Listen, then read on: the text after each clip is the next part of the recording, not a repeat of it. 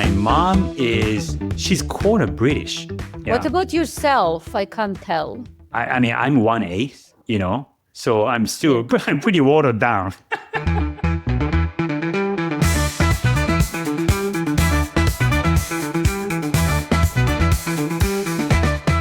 Welcome to Hitmakers, How Brands Influence Culture, where every other week we explore cultural influence and how brands created.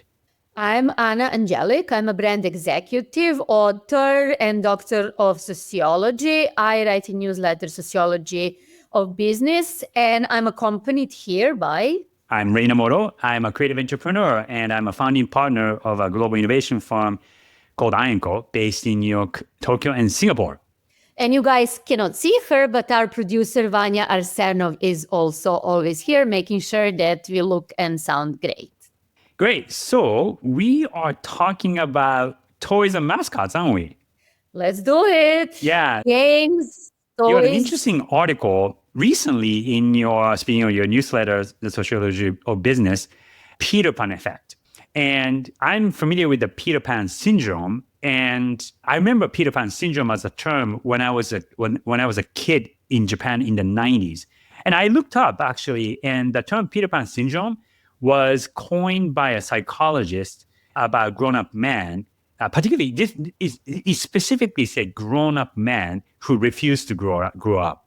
So I assume that you took Peter Pan effect from Peter Pan syndrome. But tell us about what you mean by Peter Pan effect and what you observe is happening with toys, mascots, and other, I guess, kids items, but in the world of brands.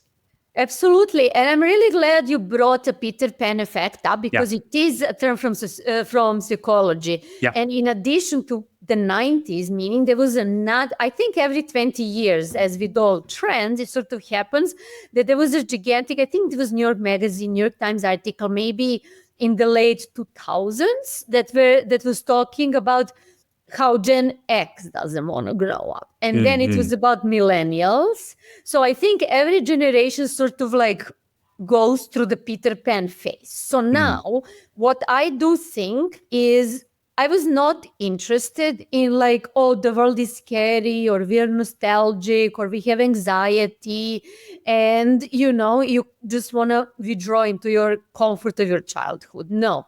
I was looking from more the business and brand perspective, and especially from brand perspective, which is why would you as a brand associate yourself with a mascot, invent a mascot, do board games, or do toys, even if you're not Lego, because a big part of my article is adult fans of Lego and how it's a big business. And so one thing is brands that are not in the toys business associating themselves with mascots like On did with Elmo, for example. Yeah. And then the other part of that is how toy brands, because there are less and less children in the world, are reorienting themselves to marketing to adults. So what are your thoughts? Well, so I happen to come from a culture, Japanese culture, which is very comfortable with the idea of toys and these fictional imaginary friends being part of a culture. So I mean, growing up in Japan in the 80s, anime wasn't as big it is now globally. It was a very much isolated cultural IP in Japan, right?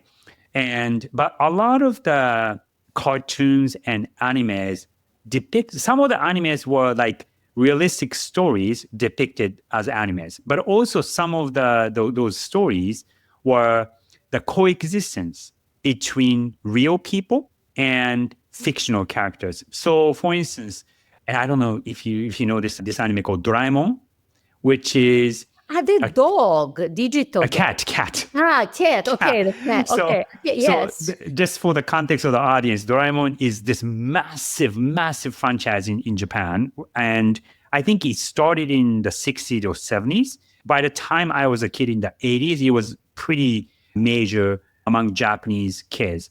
And it's this cat robot who has a magic pocket on his belly.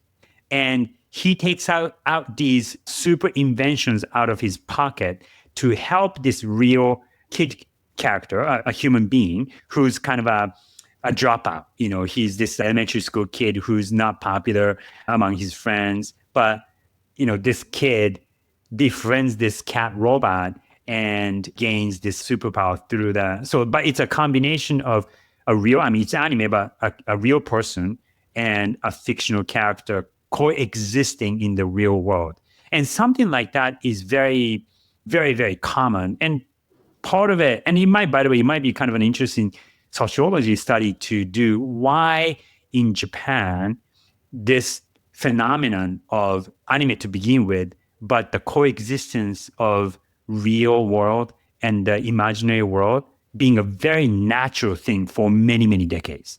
Yeah. So now having lived here for 25, 30 years or so, I see what I was used to 20, almost 30 years ago. And then even because I left Japan when I was 16. So, and then after I left, like things like Pokemon, it was around when I was in Japan, but it wasn't as big. But now, 20, 30 years later, it's a massive, massive global business. And a lot of, playful young brands, but also, like airlines, for instance, collaborating with Pokemon for their business. And then this coexistence between real and imaginary is something that, again, 30 years ago, didn't see a lot. But now I see outside of Japan quite a bit. It is. And then in my article, I start with that. For me, it's less of a nostalgia and more of that AI-induced belief that nothing is real. And we're sort of okay with that. Yeah. You know what I mean? It's not exactly that we can tell what the scenery or I've seen recently those fashion brand campaigns look amazing. Or I don't know if you've seen tennis courts around the world. None of them are real. Oh, yeah. I know This was a few months back, maybe last fall, or I don't know, maybe even 6 months ago. That was, but just the point is that we are visually enjoying whatever AI is creating without being oh, that's not real. So I think that for us is more like how that unreality of content and different domains, but also that unreality of time. Because, why would things that were in our childhood stay in our childhood? Why wouldn't we I use the examples of bag charms, which are those little toys that women put on their Louis Vuitton, Hermes bags. It's basically the time. Well, I think we touched upon it in the last episode, that basically you have just one time that is now, that can be something from the past, something from the future, something from the present. And I think for me, that's more why does it mean that you can't have a Lego set as an adult? Or people now, they don't want to go out, they don't want to go clubbing or drinking, they have friends over and play board games. So that's kind of the mixture of behaviors that we enjoyed, but it doesn't matter at what age. So I think it's more that thing that we're very comfortable in our imagination, so to speak, which I don't think it's a bad thing at all. I also think that, because I think when we were in our teens or even younger, our parents, they were born, say, a decade or within the first decade after the war, right? And they didn't necessarily have the mask, at least from my own upbringing. By the time I was a kid, I was born in the 70s and 80s, that the country of Japan has revived enough from the war to provide imagination or imaginary fictional world to kids. Whereas my parents, I don't think they had as much of that when they were kids. So what I'm saying is that I think people like me grew up with, I remember I was a big fan of Lego. And then in the 80s, Star Wars came out, and then by the way, when I was a kid, there was no Lego Star Wars kits. They were just basic ones. And then when I was in my 20s or even 30s, 25 years after the first Star Wars came out, those Star Wars kits were introduced by Lego. So people like me in our 30s were like, holy cow, this is amazing. I was 12 or I was 7 when the first Star Wars movie came out. And so there was that kind of nostalgia, but then we were able to live that again. But because we were just old enough to be able to experience this imaginary fictional world as kids, but they weren't as developed as it is now.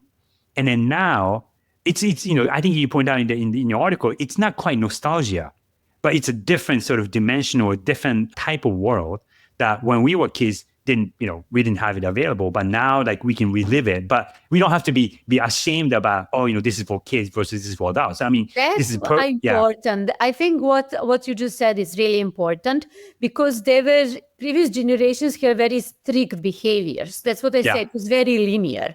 Oh, you're too old for that. Exactly. As a and they were, and I think that now it's more like all bets are off. In a sense, and that the pastime, no one is going to tell you, like you know how there's like coloring books for adults and what's not. You know what I mean? You can do whatever you feel like doing. You can play board games, you can make Lego sets, you can do, and I mean that's massive. How much money Lego is making of sets for adults? It's a big business. And you said like what, 20%, 10%, 20%? Something insane. And they didn't even do that maybe 15 years ago. You know what I mean? That's something became, I don't know, David Beckham was posting. They have like more than 70,000 subreddit. And when you I looked for a minute into Lego. I don't know if I wanted to write a case study or something. And I wanted to listen to podcasts about Lego. Dude, do you know how many podcasts are that are not even Lego podcasts, but no, I don't. Like people are just, it's a hobby. It's a passion point like any other. You can go shooting, you can go running, or you can put Lego, Like it's just a hobby I think that there is that part that actually doesn't go away with childhood. That hobby part, which I think that maybe now as a culture we are coming to terms, or maybe in the past 20, 30 years or whatnot. 30 years ago, I think that culture just didn't exist because like no grown-up would collect a toy. Like my parents' generation, or even somebody who's 10, 20 years older than, like my uncle, they would not collect, they would collect things like, I don't know, watches or whatever, things for grown-up people. Now it's perfectly acceptable for grown-ups to collect what used to be for kids toys that just didn't exist 25 years or in the 80s and 90s when we grew up. Honestly, some of those Lego sets, like collectible ones, are insanely expensive. They're like collectibles and everything else. So I think that's it. But the other thing that I want to touch upon, so one thing is like toys and how toy companies are reallocating some of their resources towards adults. And because if business is there, more is going to come. And that's where the marketing follows and so on. But the other thing is mascots. And again, I think you're a perfect person to talk this about because like Hello Kitty is Japanese.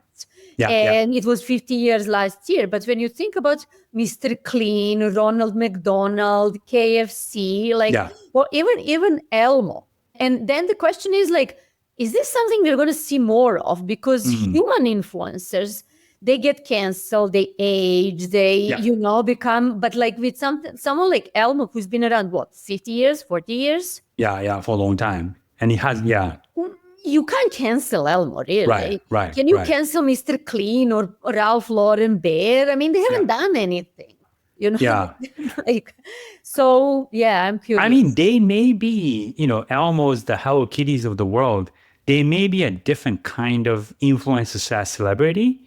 I mean, I'm sure they have quote unquote managers, but they don't have necessarily personality, difficult personalities that human beings have. Do. Hello they Kitty do? What do you mean? Twitter account. They have Twitter account. They have Instagram account. I see. Yeah. Especially in Japan. Like mascots are everywhere. Every town has a mascot and every town has a mascot. Their own voice and so on. So they're like in Japan, they're literally creating a thing around that.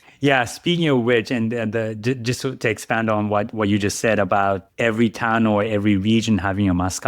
So yes, it's very true. Like different towns and different prefectures have a mascot, and usually they are used for tourism reasons, right? And or to sell souvenirs. But one of the mascots, which is a bear mascot, that comes from the southern part of Japan. Uh-huh. And the name of the prefecture, literally translated, it's called the origin of bears. That's the name of the region. Yeah, or the meaning of the region or the name. So actually, it's a designer who created. Oh, you know what? The name of the prefecture is origin of bears. Why not we create a bear mascot? Very simplistic sort of idea. But this mascot became huge, and it's been around for almost 2 decades now. And it was initially conceived as a way to represent the prefecture. But to your point, what's good about a mascot or a fictional character is that they don't age. So it's not like you have to get a new person when they, get sick or they have a scandal or whatever, but it's always the same character. So in terms of, brand consistency, it's something that you can control and manage really well because they don't age. You can give whatever character, personality you want that mascot to represent. So I do think it's a very useful representation of a brand.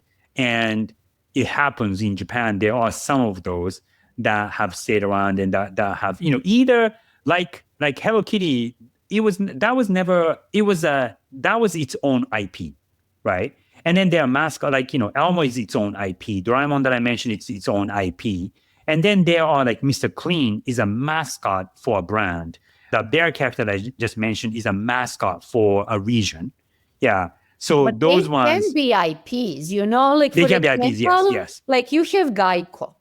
Gecko. Yeah. So you have Gecko from Geico. Yeah. With Avengers in an ad. Right. So he's now IP, separate from, obviously he's never going to be, or she or they, they're never going to be separate from right from the brand from Geico, but they have their own adventure in another IP. So I do think as the culture is moving towards more entertainment and that cross-pollination of talent, look at Elmo.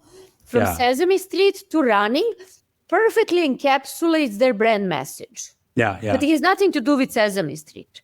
Yeah. So I do agree with you, but it just shows you the opportunities. Like you can imagine the adventures of Mr. Clean. Yeah. You in some world, or you can, and then Hello Kitty collaborates with a gazillion brands. Yes, all gazillion, fashion brands, car brands. So many brands. Yeah. Especially the 50th anniversary and then so on. So it's kind of, I just think that that is actually what we are seeing, because we are seeing brands going into entertainment, and that gives advantage to those brands who already have their mascots. And speaking of, have you noticed how mascots get a facelift? They get update, like Mr. Clean.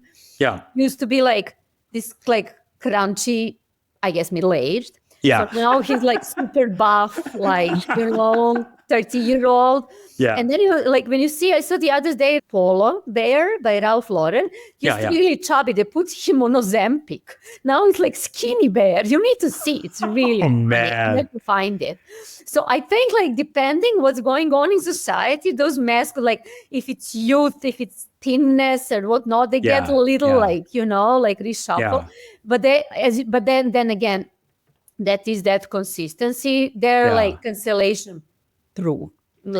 So I think, a couple of the example that you just mentioned, like the bear or Mr. Clean, those are existing mascots that have been around for quite some time. Yes. Right. And then the collaboration between, let's say, On and Elmo. Elmo is a character that's been around for a long time, not associated with any, I'm sure, they may have done any brand collaborations in the past. But recently, as far as I know, I don't think Sesame Street or Elmo character specifically was associated with a major brand recently, was it? I don't think Elmo was. I don't remember, but we can Google, but I don't remember anything. But that doesn't mean but now they Sesame Street unionized, so they cut characters out. Oh, no way. Yeah. That was from last week or something. So no way. They're not the main ones. Sure. Yeah. But they had to downsize. I know. That's kind of sad.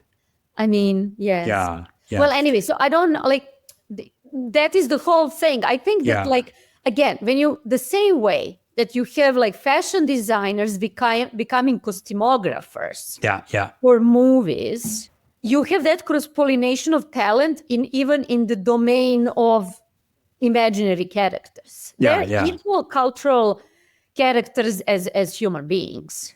I think one thing that I might say is a watch out for these collaborations or brands. I've noticed, I mean, since you mentioned this topic a few weeks ago, I was looking around and there have been a few brands in the last couple of years, and I'm not going to mention who they are specifically, but they've tried to create their own mascot, and it's very difficult to create a mascot from scratch, specifically to make that mascot commercial. But you see, I think the Duolingo mascot worked. I think it worked, but I kind of think that like they were smart in that they were very gradual and organic in growing that mascot. You can't yes. Yeah, they didn't come up with a big campaign. Hey, here's this character, here's this mascot. Yeah. Right? Like they kind of, I think what they were smart was that they were experimenting with the social media, and they just happened to have already this owl character as a mascot that they were using sort of in small ways, almost like a Clippy in Microsoft, Word long time ago. Yeah, you're right. And then they started experimenting it, and it started to gain traction. And then they made a bigger deal out of it, as opposed to, hey, here's our mascot representing brand X or whatever. Yeah, and I think that's sort of a danger that I've also seen, not a lot of cases, but a few cases that I saw that, there was like a press release some company put out for a new mascot that they introduced. And then 6 months later, nobody's talking about it, Right, because you can't, like, mascots came from sports, and they came that was their like social thing that sports fans just like teams that sports fans like identify with and organize around it, like that they kind of symbolize that belonging and that shared passion. So you need to have those projections. That is basically, you need to lend your identity or identity of that group to the mascot, and it makes sense only when that happens, and that happens years, decades over time. You know how NFL clubs, they have like eagles, Bengali tigers, so on. But that's years and years and years. And you have in the European soccer, you have mascots and so on. It does take, and like another thing that I want to say, like Michelin Man looked like damn scary back in the day. Yes. So creepy. Because it was like, whoa, science experiment. And then also mascots die. Like Mr. Peanut was killed, and there was a baby peanut that was born. You know what I mean? So I think you're just scratching the surface in terms of narrative possibilities, because the narrative world is created the easiest when you have a character and their adventure. Like, look, Barbie and her friend. You know, like, so it's kind of, when you have that character, you already have an anchor in a sense, like where do they live? What do they do? Who do they know? And so on. Speaking of Barbie, another dimension of this conversation that just piqued my interest, and I will mention, is there's the mascot aspect of this conversation. The other dimension, I think, is the merging or the fusion between real and imaginary. So Barbie movie, what I found, and I'm not by any means a Barbie fan, but I did enjoy the movie quite a bit. And what I didn't know until I watched the movie was that they did a really good job fusing what is fictional and imaginary and what is real, and how, Barbie and Ken came to the real world and interacted with real people. And the reason why I bring that aspect of this conversation up is that, and something that you and I talked about quite a while ago, how McDonald's did this was an activation campaign, maybe sometime last year, almost 6, 8, 9 months ago, where they took a cultural anime meme and then replicated in the real world. And I thought that was really culturally insightful, because what they did was they took what's called McDonald's, so M upside down, W, McDonald's. And McDonald's in the gaming world is the McDonald's, but in the gaming world. So a lot of game designers and gamers, put the W upside or M the upside down, and they refer to McDonald's as Wactanos. And then what McDonald's did was take that and made a real Wactanos, I think somewhere in LA.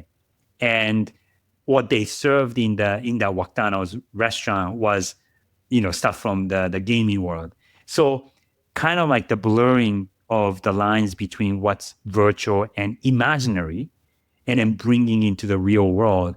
And what was interesting about Elmo is that one aspect is this iconic mascot, but also the fact that an imaginary character like Elmo talking with a real person, Roger Federer, and then having that dialogue in the real, in a commercial. I mean, they do that in episodes all the time, obviously, but it's sort of I feel like a new thing that over the last couple of years, and that you haven't seen But that's a lot. the tolerance that's, I think, created by AI. That was my first thing, because I was like, when I wanted to write that article, I was like, I don't want it to be about nostalgia. I don't think it is. I don't know what it is. I don't know what it is.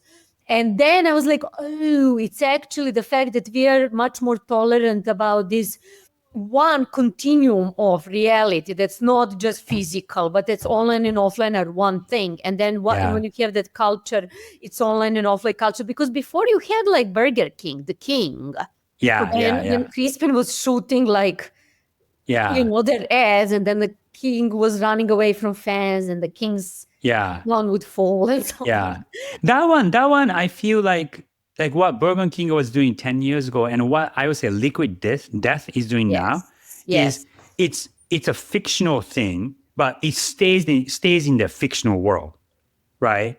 What you were talking about, what we are talking about here, is the blurring of the two. Yeah. Speaking of which, did you listen to this New York Times daily episode about a married woman falling in love with a chatbot man? No, but was that like the Spike Lee movie, Her? Oh, yeah, it was a Spike Jonze movie. Love with Samantha.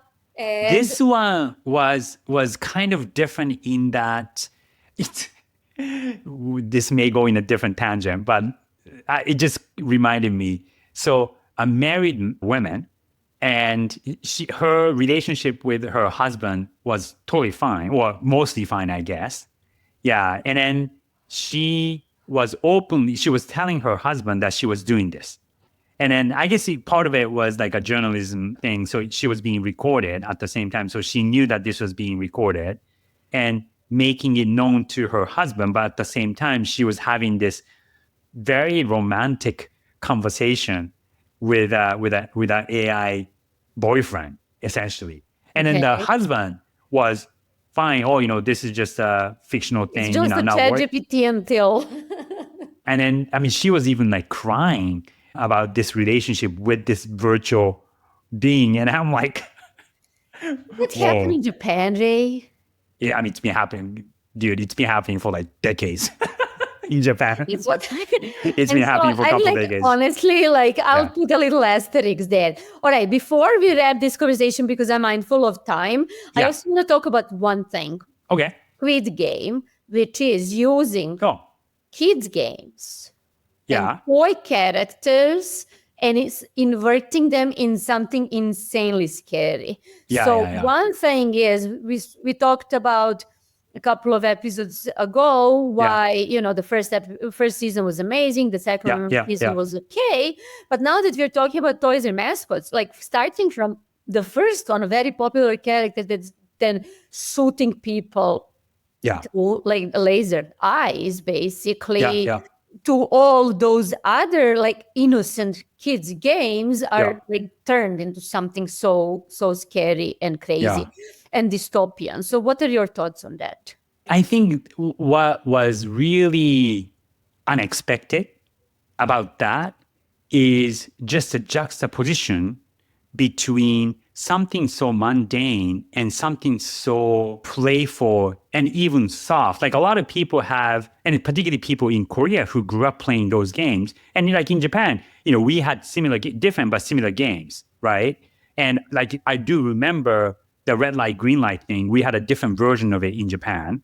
And growing up with it in Japan, and I could imagine very easily how disorienting what I used to play as a kid, as an 80-year-old or 70-year-old, can be used to murder people. And that just extreme juxtaposition, it was unexpected. Well, Yeah. I think that's my question is why is so creepy to have Yeah. something that's so innocent and naive become so murderous. I Yeah. guess because it's unexpected, or is there anything else, or because it's so innocent? But again, I think it's just the complete sort of up, like 180 degrees the other direction. It's not just taking something that is here and then just adding a little bit of twist to give it a different meaning or what have you. But it's giving 180 Turning twist. it into it's subverting it I think it's the completely. extremism of a simple, innocent idea taken to the other extreme that was unexpected. And I give them, especially the first time that they did it, I give them credit for that kind of creative, unexpected thinking. Perhaps that was, like you and I talked about, was missing in the second episode, was that taking something that's so either innocent or so mundane or so normal and then giving a 180-degree interpretation But of it. they did the same thing. It's just that we are already used to it. We knew the catch. First time we didn't know the catch. No, that's why like the first time was Yeah. much more captivating. And then that was what I'm saying is that was missing from the second one, is that 1000%. I think we were subconsciously expecting what's that. And, when we watch stories, when we watch drama series, when we watch movies, we are subconsciously looking for that surprise. Or like when there's a surprise, then we are, and then especially we are, impressed by or whatever. Yeah, then we knew that there becomes was a catch this time. But Yeah. also like at a similar time when there was Queen's Gambit. And again, so that's a board game, Yeah. And then like the way, like just to maybe summarize all of this before going into hit list is Yeah. basically saying like one is the business and the economic Yeah. reality in that like, oh, there are less and less kids born Yeah. in the world, especially Korea and Asia, Europe, US. So let's say, Yeah. and in that sense, toy companies are reshuffling to a new market, number Yeah. one. Number two, we're like that imaginary layer of storytelling Yeah. is basically our creative canvas is expanded. And I think that's powered by AI in the past or super powered. Yeah. And then the next level is that board games as a pastime. And then the final layer for me is play. Yeah. Play as itself that has Yeah. rules and regulations, and that how some brands are Yeah. building the entire rules of the play around them. Like for example, for me, Tom Brown or Hermes in fashion, they have that consistent world. But you can also say that McDonald's may be building one. You can also say that Duolingo may be building Yeah. one. Basically, when the tone of voice, with the color palette, with the, you create everything around. When the Geico has one, is kind of like, and where basically people themselves become mascots. Yeah. Well, interesting topic. Should we go to hit list? Absolutely. So, Yeah. do you want to go first? You go first. I go first. I had two. So my first one is that I read the other day in New York Times article how Gen Z is tired of trends because because TikTok, everything lasts for a really short period of time. But the problem is not that it's just short period of time, is that is connected with consumption of physical things. Yeah. So you need to be either vanilla girl or a coastal grandma or dark academia or what's not. But those trends change very fast. And just the moment you buy things to have a look, almost becoming a mascot for that trend, it changes. And then the kids are like, wait, this is gross. I don't want to participate in this. I'm going to buy durable things. And then non-trend became a trend. So you sort of can't escape the algorithm in a sense, but I do think it's mega relevant because trend is showing one's cultural currency and cultural capital for brands and for consumers. And that is going to then change the dynamic between brands and consumers. If consumers are like, you're not following trends anymore. And if brands are like, what are they going to do if you're a CPG brand, a fashion brand. But it's not just fashion. This is also gaming. It's either Zelda, or I wrote this down, Hell Divers, or like it really, what is fashionable, what is trendy, which video games to play, but then changes faster and faster and faster. So at some point, it's not going to be a viable business and brand strategy for brands to do that. And it's not going to be a viable economic behavior for consumers to do it. So I have two topics that I was thinking about. One is, this sounds a little random, but related to something that we talked about today, but also just in general, is the role of cities in culture and trends.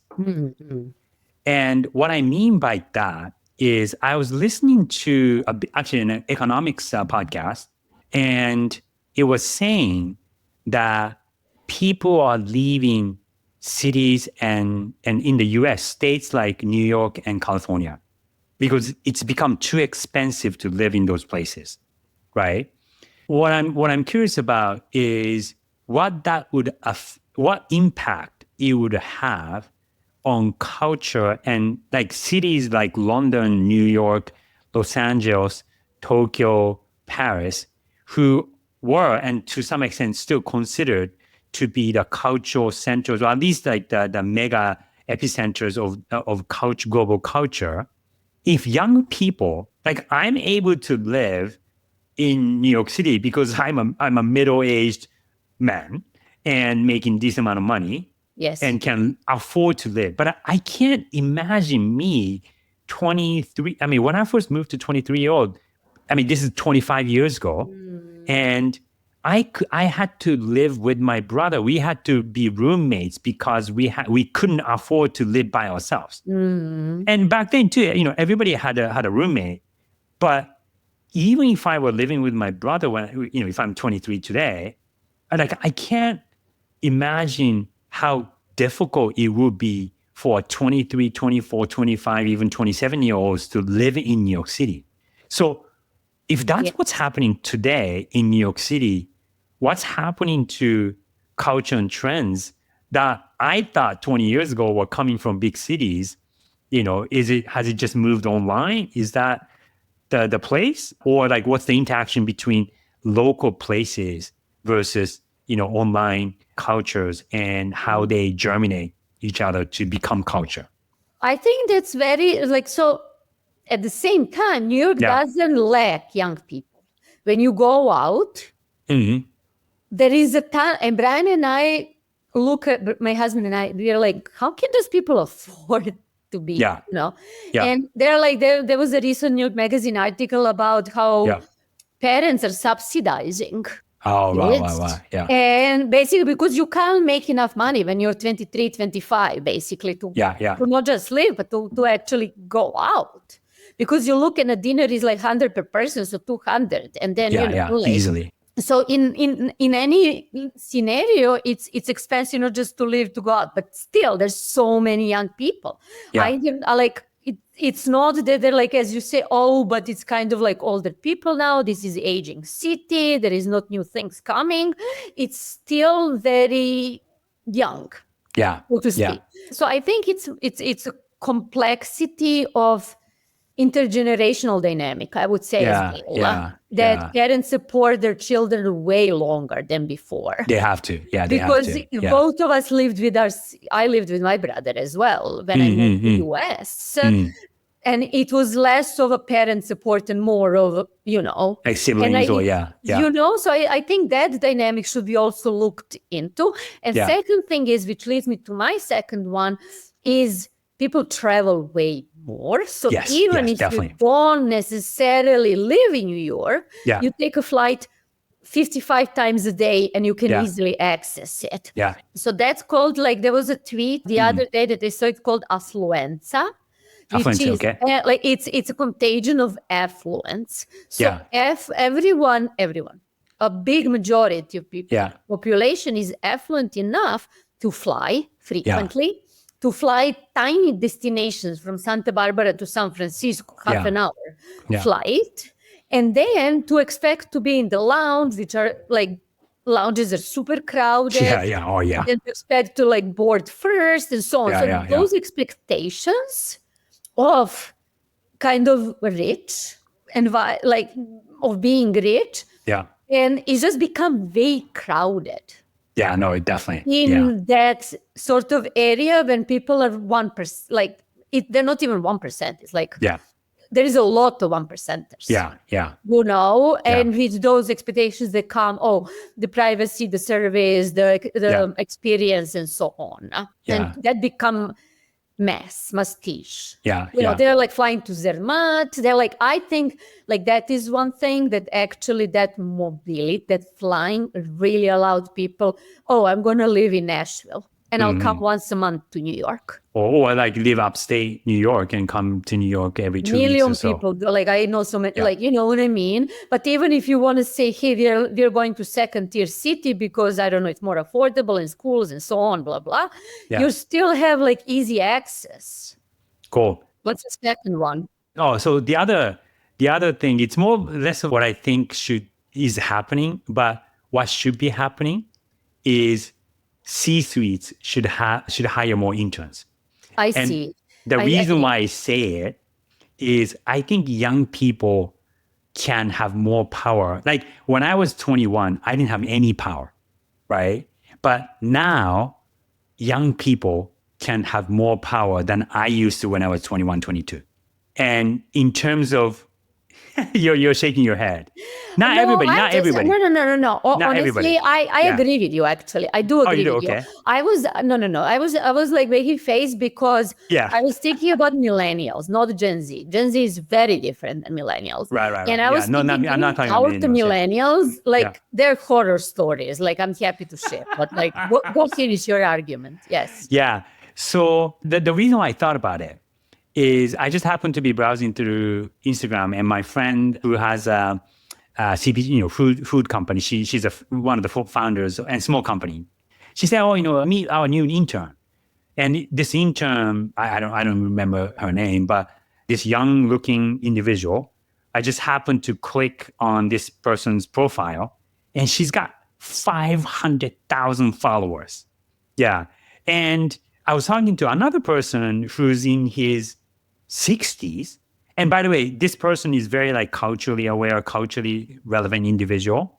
And he was talking about a college graduate that he hired recently, maybe 2 years ago. But what's important about that conversation was that he actually works with that individual directly, as opposed to like hiring an intern and letting third layer down manage the interns. But he like actively engages what they're interested in, what they're doing, and let them like participate in meetings. Yes. And so like those two examples, those are like very isolated examples. But I think and then like the executives that I talk to, some of them are just so removed from the day-to-day. They're smart from a business perspective. Yes. But like what's happening on the ground, like completely detached. So I agree with that. I agree with hiring more interns and working directly with those interns. And honestly, I work only with 20-something-year-olds now for like creative strategy, because you like the best ideas come and they're like perfect, and also they're more like self-sustainable, independent. than millennials were, like remember millennials, like I'll just like, I know we're running out of time, but like my favorite story was like, like when I was told when I was chief brand officer and one of the companies that I was told by a millennial social media manager, it would be really helpful if you wrote that down for her. Oh man. So Gen Z, they're like not like that. They're like, you can brief them, they run with it, they work over the week, they like, at least that's my experience. And millennials were way more spoiled. Like, like I was telling her what to do, and she's like, it would be really helpful if you wrote it down. If you wrote that, oh man, you were told off. So, but I totally get what you're saying. And I think I think you should suggest to your clients 1,000%. Yes, will do. Yeah. All right, with that, I think that's a wrap. So that's a wrap of episode 11. Thanks everyone for listening, and follow us on YouTube, Apple Podcasts, Spotify. And thanks again to our producer, Vanya Arsenov. And as always, thank you, Ray, for amazing chat. It was fun. All right. Always. Ciao. Bye. Bye.